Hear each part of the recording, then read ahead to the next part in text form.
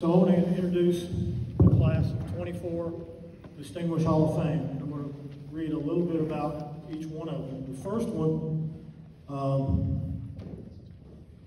is kind of special to me because before I came to Central in '76, I taught at Brown Middle, and I had this young man in class, so it's kind of a pleasure.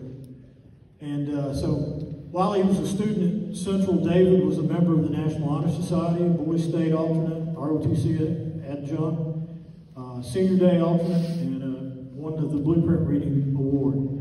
In 1980, he is a 1982 graduate of Tennessee Tech University with a Bachelor of Science degree in Mechanical Engineering.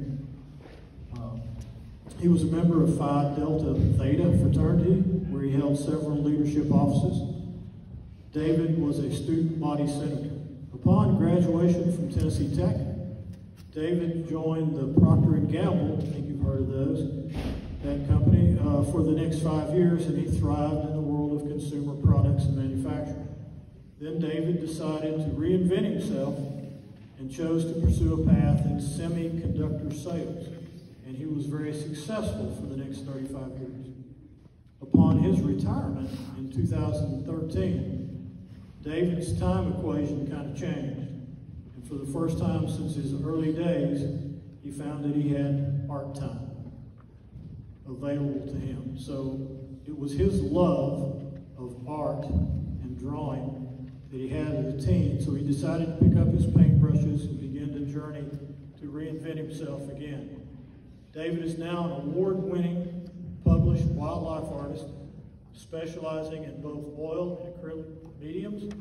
David has his paintings in collections across North America. Several of his clients are Tennessee Tech graduates, and you see a few of his work posted up here today. So it is my pleasure to introduce to you Mr. David Starbuck.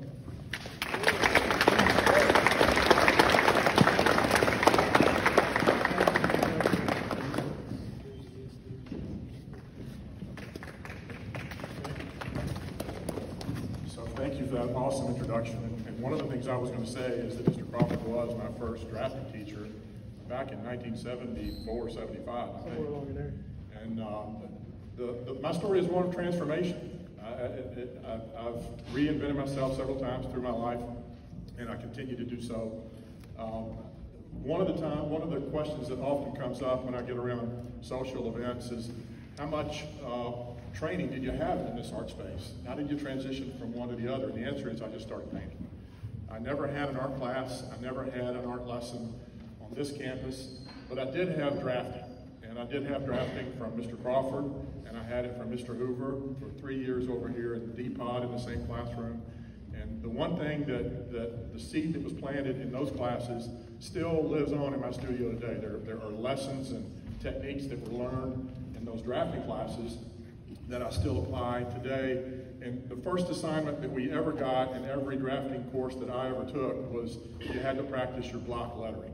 That happened at the very beginning of every year in September. The assignment was practice your block lettering and draw your lines and spend countless hours doing that.